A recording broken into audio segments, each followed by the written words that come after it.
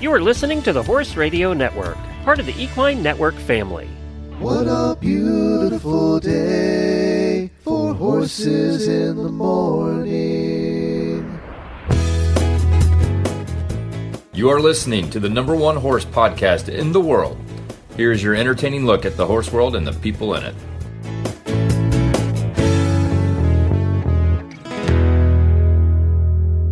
It's Ashley Winch in Albuquerque, New Mexico, bringing you a special Memorial Day revisit episode of Horses in the Morning on the Horse Radio Network.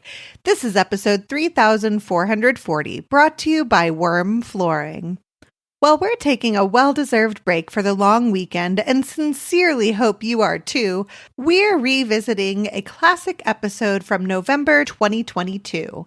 In this gem from the archives, you'll hear Auditor Erin sharing her grandma's delicious apricot cookie recipe, perfect for a summer bake, Glenn recounting his carriage ride adventure with Auditor Heather, pulled by a majestic pair of Friesians, and Jamie giving us an update on her training horses, along with some relatable Equestrian First World Problems we can all chuckle about. So saddle up, grab a cool drink, and join us for a nostalgic ride through this entertaining episode. But first, a word from our friends at WERM Flooring.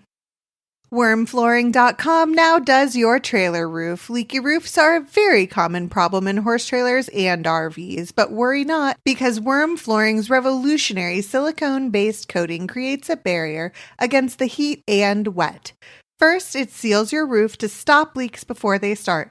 Then, it reflects back nearly 90% of those nasty UV rays, keeping your trailer or barn up to 60 degrees cooler. Now that sounds nice on a blistering summer day. So ditch the duct tape and the buckets. Invest in some long-lasting peace of mind with Seal and Chill. It's applied by pros for a flawless finish, and it's only $7.50 a square foot. That's a steal for cooler, drier, happier trailers and RVs, which means happier horses and people. Head over to WERM Flooring, that's WERM Flooring.com, to find a dealer near you. Now, let's get on with the show. I have good news and bad news for you on this Monday morning. First, the bad. It's Monday. But the good news is really good. Jamie and Glenn are here to guide you through another week filled with horse talk and a whole lot of fun. Welcome to Horses in the Morning.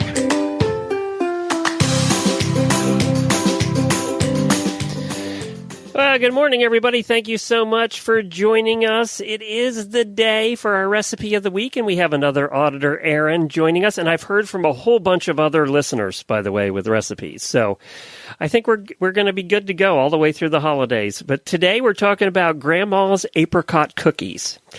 Yes, her grandma's apricot cookies. I love it already. And I'm going to talk a little bit about what I did over the weekend. You're going to catch us up on some training horses and just whatever else we get into.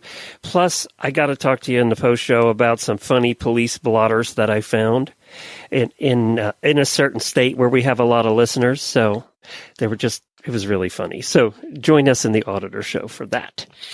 I got to go yesterday. Well, all the listeners will remember a couple weeks ago while Jamie was out, Heather, who owns a carriage business, stopped into the studio and joined us for the whole show in the studio. So if you all remember that, Jennifer and I went over to Heather's Farms, only about 15 minutes from here yesterday, and she talked about having draft horses, Clydesdales, and she has some Shires, and she also has Friesians. She has a lot of horses that eat a lot, it sounds like. A lot. And she feeds them very nice hay, let me tell you. Scooter would wish to have the hay they have. But she runs this carriage business. She does weddings, and she does Indian weddings, and she does funerals and all of that. And she uses mostly the draft horses for that. She has some very unusual colored draft horses that I've never seen graze. I've never seen Shire graze before. And she has the most fascinating looking Clydesdale that's gray, which I had never seen before. So she has some really cool horses. And then she has a bunch of little white ponies that she uses for a Cinderella carriage. And now she has some Friesians that she's training to be in because she gets requests, the Friesians are very fancy and especially good apparently for funerals because, the black horses, black hearse, it all matches. So she took us out. She said, which do you want, draft horses or Friesians? And you and I talk about Friesians a lot on this show. And it's mostly in that they're always used for movies, and that's all you ever see in movies and TV shows. And I had never been in a carriage with Friesians. So that's what we did. I said, let's go out with the Friesians. I've been with draft horses before. Let me tell you what, when you're behind the Friesians, when you're behind draft horses, for the most part, they pretty much plod along, right? Yeah. And they can get a little animated at times, but the Friesians are always up, and they're just like you see in the movies. They're moving down the road. And these two were terrific. We had every sensory thing that you could imagine. Running, large dogs barking at fences, tractor-trailer trucks passing us on the road. One jerk that decided to be a jerk came by us about 50 miles an hour and cut over right behind the carriage to pass us, and then tried to cut the horses off. Total jerk. Loud pickup trucks, emus running. There were a lot of gaited horses down that way, a lot of Pasafinos. The Pasafinos, every time we would go by, they would run around. These horses were saints. Let me tell you what. Scooter would have been gone about 65 times. Wow. They were just saints, and they were fun to be behind. Head up, high knee action, and all that, which is what makes them so incredibly hard to do sitting trot on. Because I've never been driving them, but I've ridden them, and oh, dear God, whew, you got to have some abs. Yeah, well, let me tell you what, you wouldn't have ridden this one. He was pretty good size. And they're just so proud. You can tell the whole time we're just showing off. We're just doing this. Show off. Because we're good looking. I cut you off. Cut you off because he was like, ugh. So, I don't know. You saw the article this morning real quick before we get to Daily Winnies about the 19.3 hand warm blood. Yeah, that's crazy. I think they said the dam was 16 hands and the sire is 17 hands, and he's 19.2, I believe. Oh, my God. He's out of Maryland or someplace. Jennifer's going to try and get the owner on, because she has a fascinating story, too, of how she ended up with this horse, and apparently it's not done growing. So it's enormous. She looks like a little tiny 5-year-old beside it, and she's 5'8". So you would have no chance of getting on. You would literally need a step ladder. I don't know how else you'd get on that horse. Yeah, I mean, it was, I trained a Clydesdale. I started a Clydesdale for one of our auditors, April, and oh, dear God, this thing was like 17.3, but like all Clydesdale, and I was like, I don't know how, I can't get on. I just can't. It's just not going to happen. And so I can't imagine something that huge. That's crazy. We're going to try and get her on. I got to get her on. Let's see. You talk to her about this horse. All right. It's time to do some daily winnies. And thank you, Heather. We had a great time out there at Wind Chase Farm.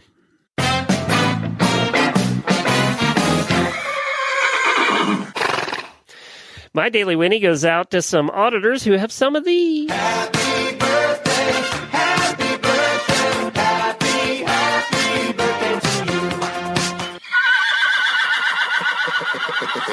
Happy birthday to Natalie Lee, Sumiko K. Sumiko, we haven't talked to you in a long time. Christine Waldron, happy birthday to all three of you. And I did want to mention that the holiday merchandise is now on sale if you're looking for HRN swag, or if you've seen the new design that Jessica Troop did of Scooter, Zeus, and Nigel running in the snow. That's our new holiday design for this year. You can get all of those at horseradionetwork.com/gifts. You can get embroidery, you can get screen printing, you can get Christmas cards with the design, whatever you want, horseradionetwork.com/gifts for that HRN lover in your life.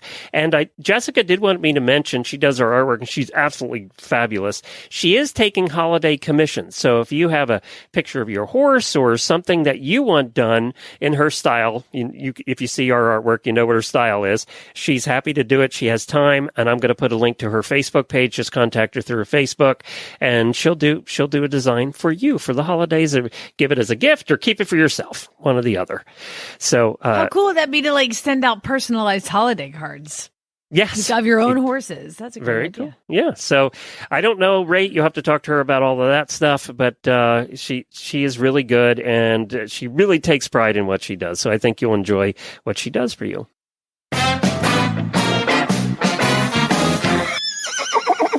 Oh my gosh, it was a long time coming, but Farm Boy, for the first time, left at the age of 21 ran years away. old, Did none of those things. He got his own horse. Yay! He adopted one of the horse and hound horses. He mentioned it, I think, in the spring, like, hey, I'd be happy to like adopt one and keep it, blah, blah. And I was like, oh, okay, and then we got this horse and they just were like a perfect match. And he's so excited. And his horse is named Donnelly. I don't know if he's that's the jockey club name anyway. I don't know if he'll give it a different name or not, but I'll keep you posted. And oh my gosh. So here's the thing.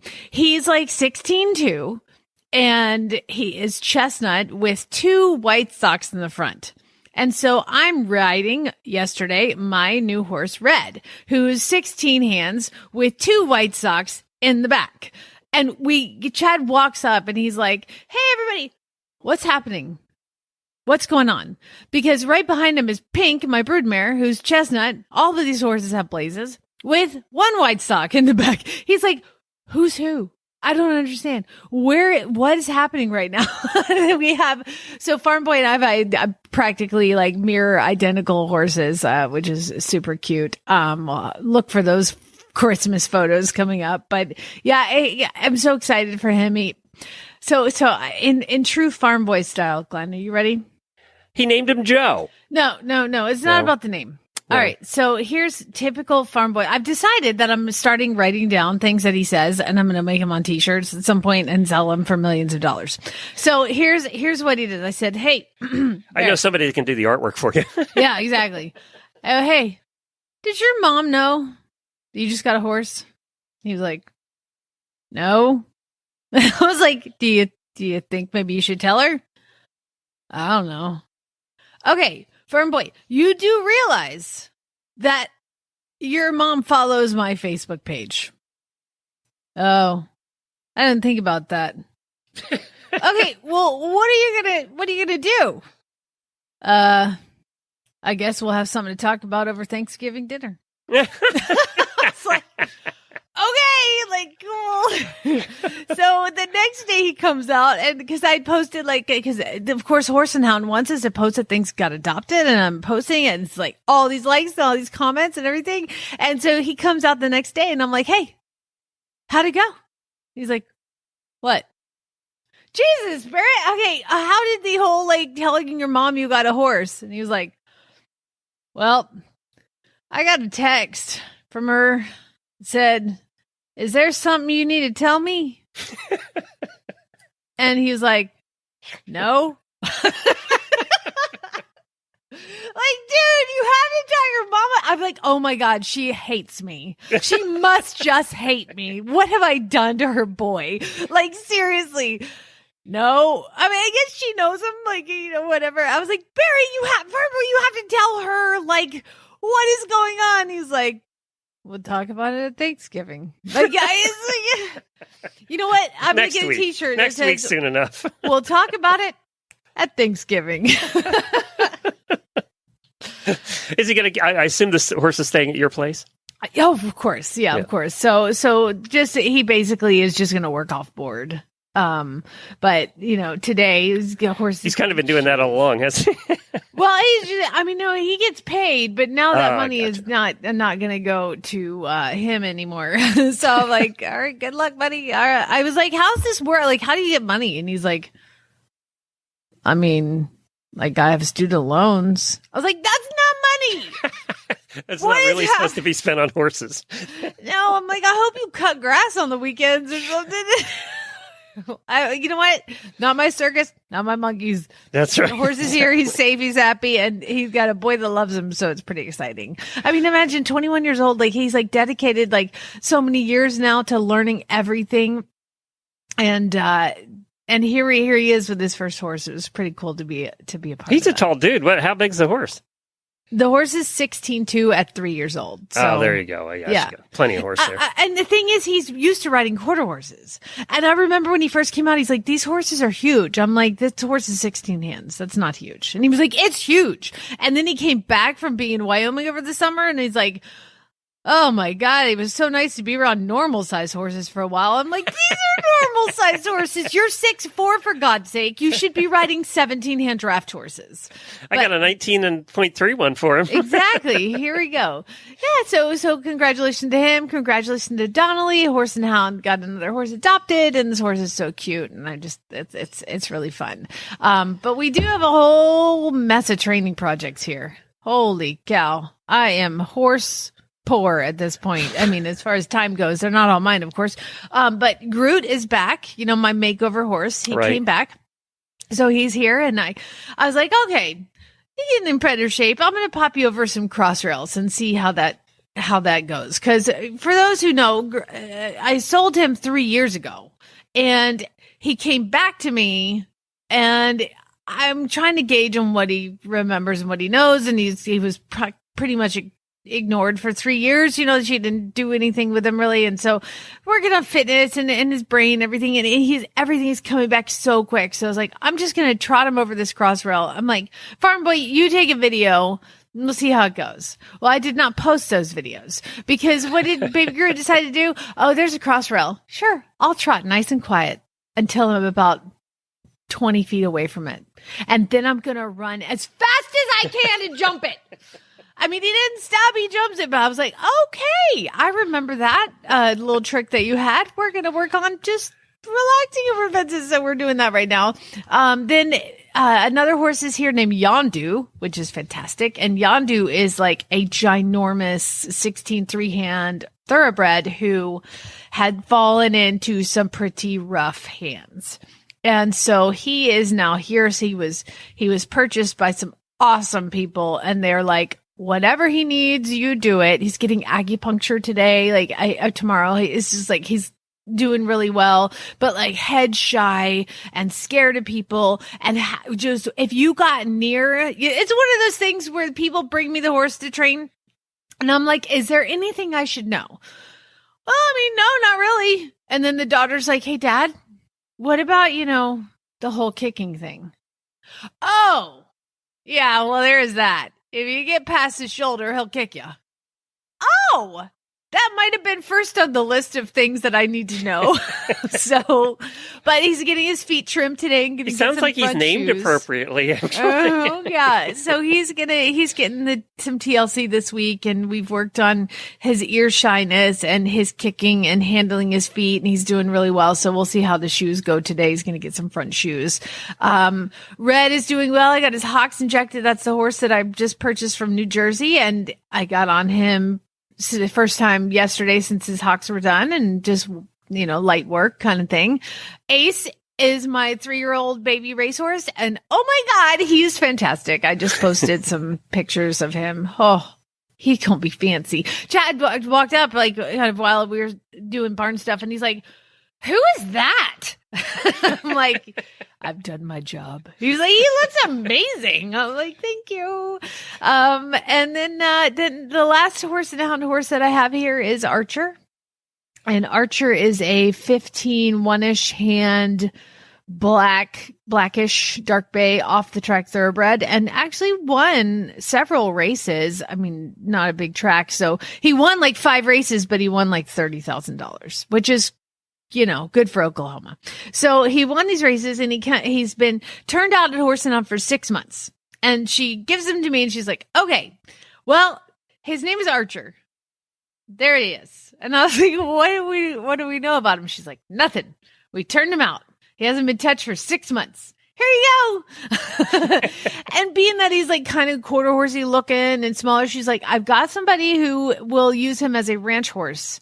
And he's like, got a home if he's super chill, and he loads up, and he's like totally the calmest horse in the world, travels great, unload him.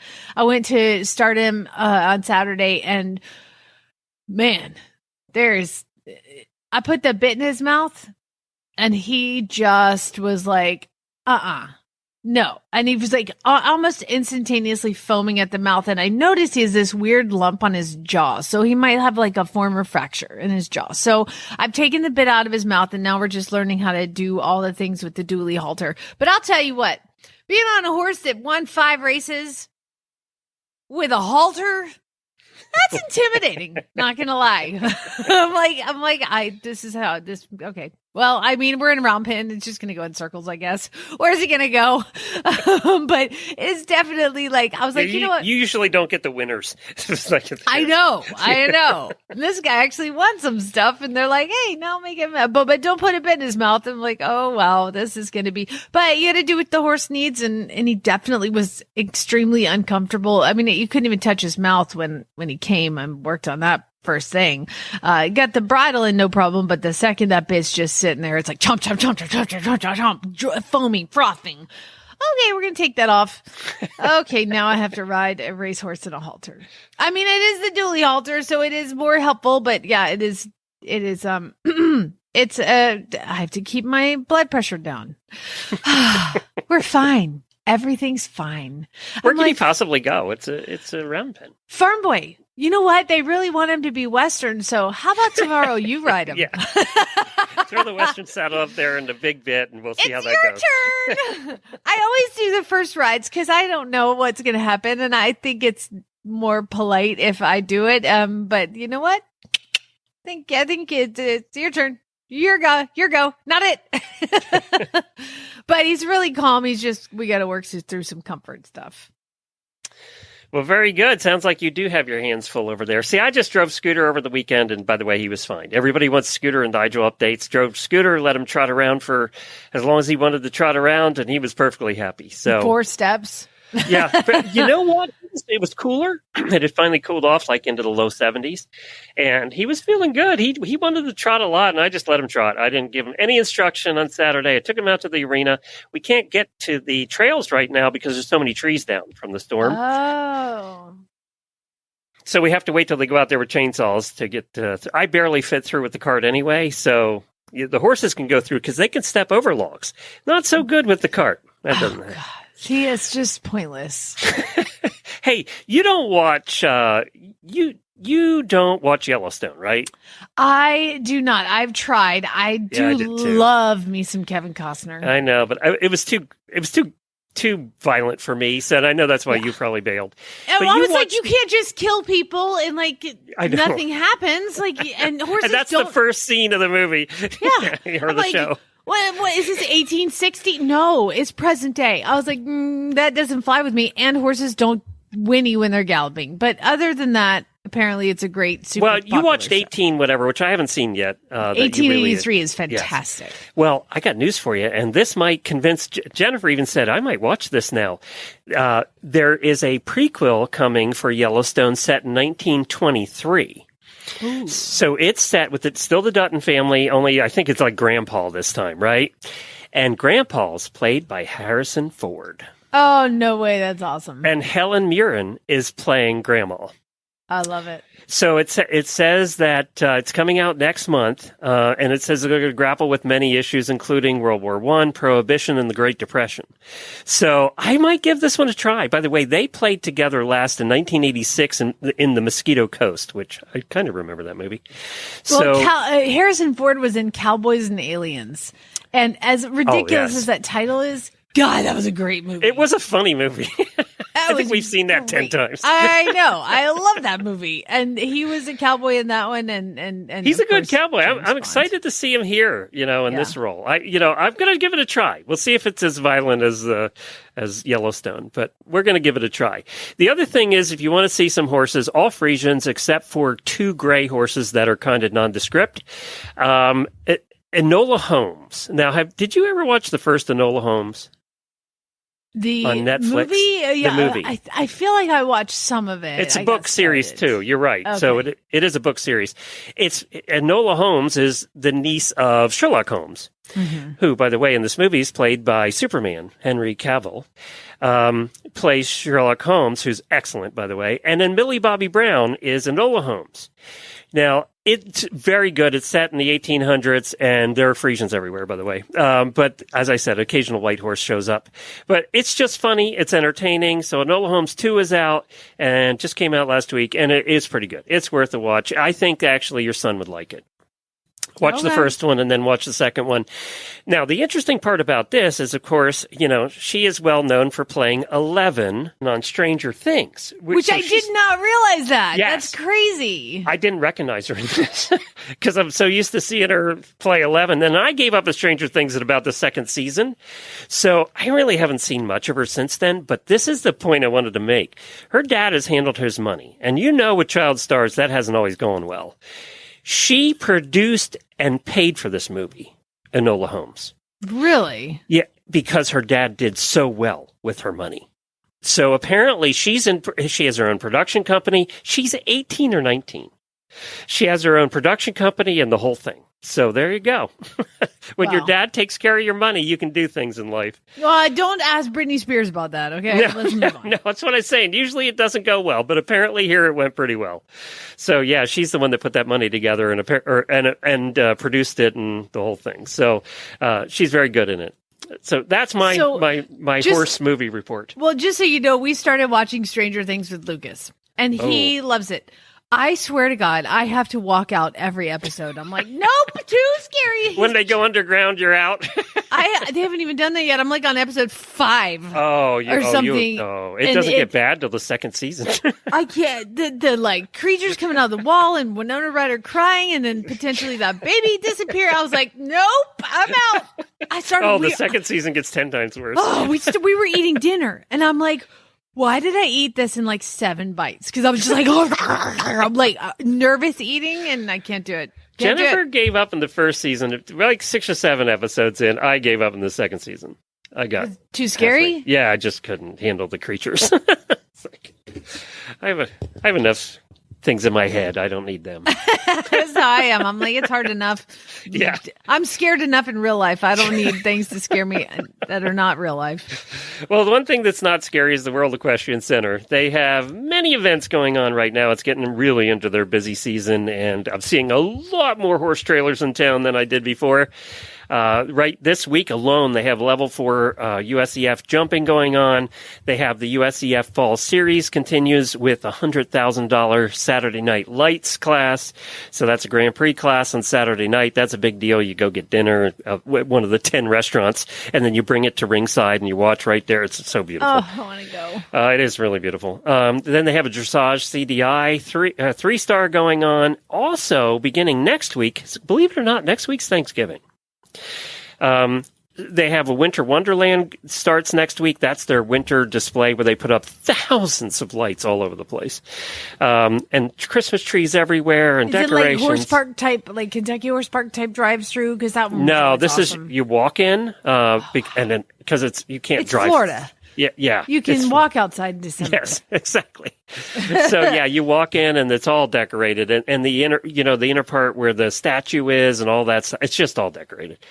So that's going to be starting next week, and they also are doing some barrel racing and an Arabian show next week. So they really do a variety of things over there. If you want to check it out, go to worldequestriancenter.com. And if you're heading down this way to get out of the cold and you're coming to Florida and you're heading down Route 75, it literally is 10 minutes off the highway. So you have to stop and see it. It is Disneyland for horse people. The worldequestriancenter.com. Well, for our holiday recipe of the week, we have another one of our terrific auditors who has volunteered to come on the show. We have Erin Grogan. She is with us today. Hi, Erin. Hi, Glenn. Hi, Jamie. Hello. You know, we're going to be talking about one of your grandma's recipes, but I thought we'd find out a little bit about you first. We always say that our listeners are so much smarter than us. And again, we have another PhD that is a listener. So what are you a PhD in? Yeah, so I have a PhD in education policy research. So I spent a lot of time hanging out with economists and statisticians and other nerdy folks like that. Okay, yep. Again, smarter than we are.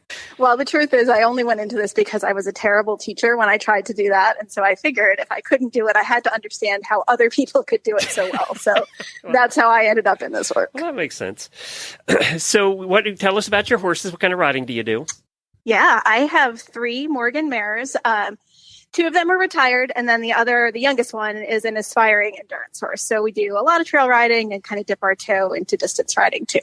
You know, it's funny, when I was out at Heather's yesterday, and we were talking about driving horses, and Morgans used to be so popular. They were the most popular driving horse at the end of the 18th century, early 19th century, or 1900s, and they've seemed, you just don't see as many as you used to. Yeah, I'm in Vermont, so we do still see them out there, and I'm part of the Green Mountain Horse Association here, and so there are regular driving clinics here that have a lot of Morgans and a lot of Morgan people, but I'm kind of like Jamie. I'm way too scared to give up that much control and sit in a cart, so I ride them, but I admire people who drive them. Well, as I said, they were very, very popular. If you know, early 1900s, you were either riding a Morgan or driving one, or both, right? Yep, definitely.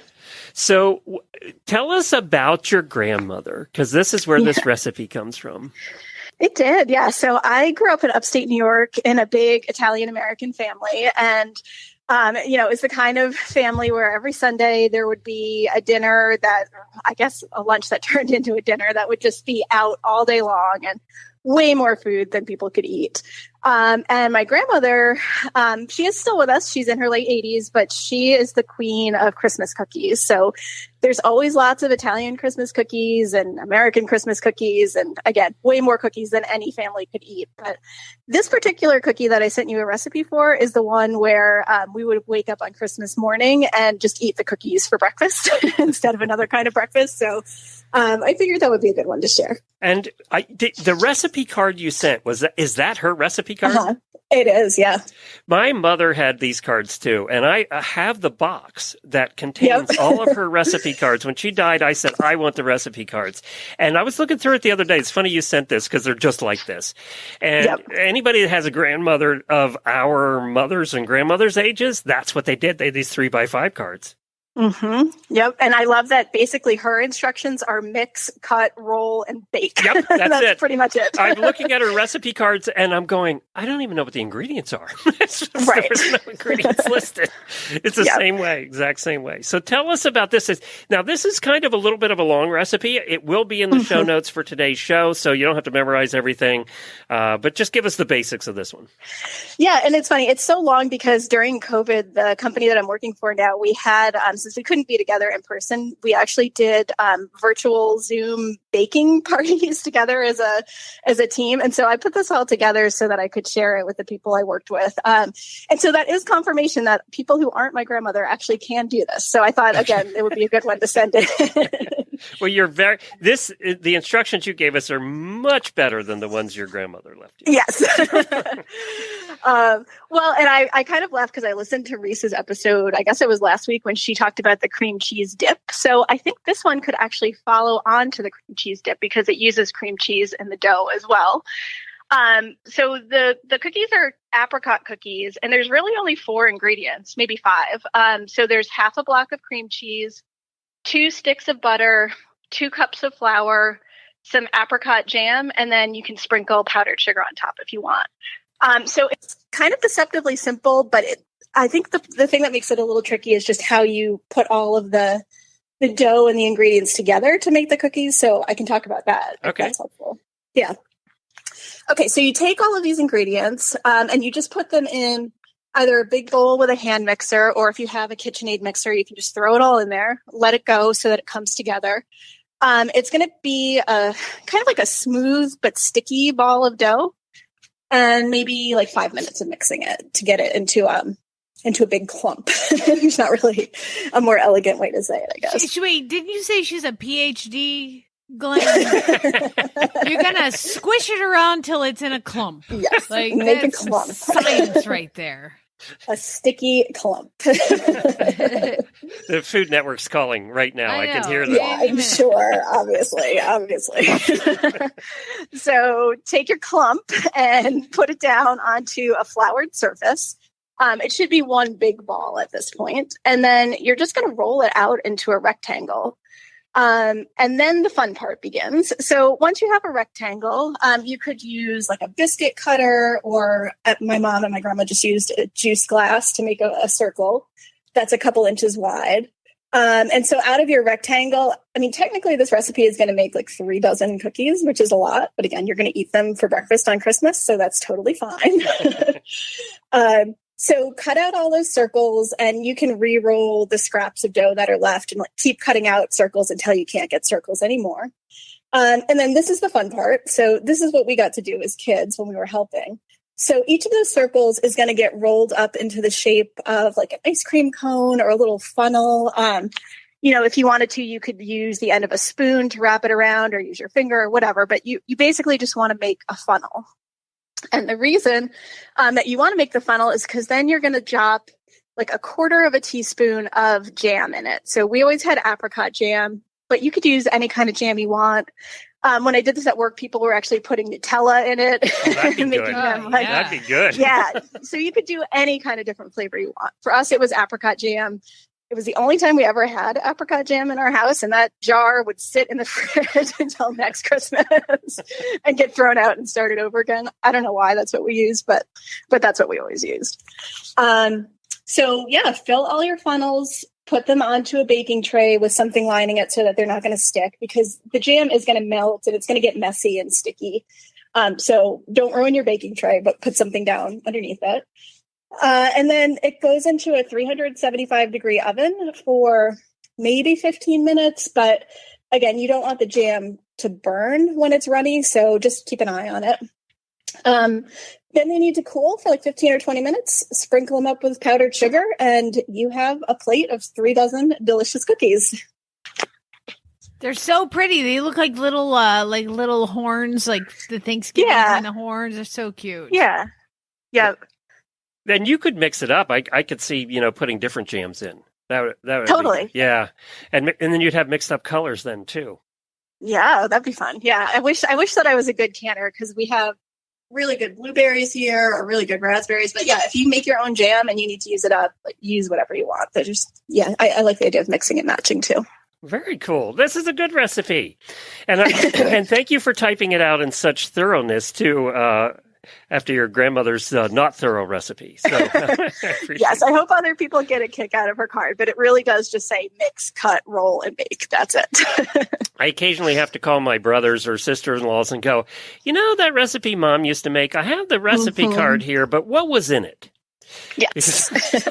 And it seems like every family has some kind of Christmas cookie recipe like this if you celebrate Christmas. And I know other winter holidays also have really good baking and cookies. So maybe people want to post other cookie recipes on the Auditor page, and we can start trying some out. Oh, that's a good idea, actually. And what's your favorite cookie, Jamie?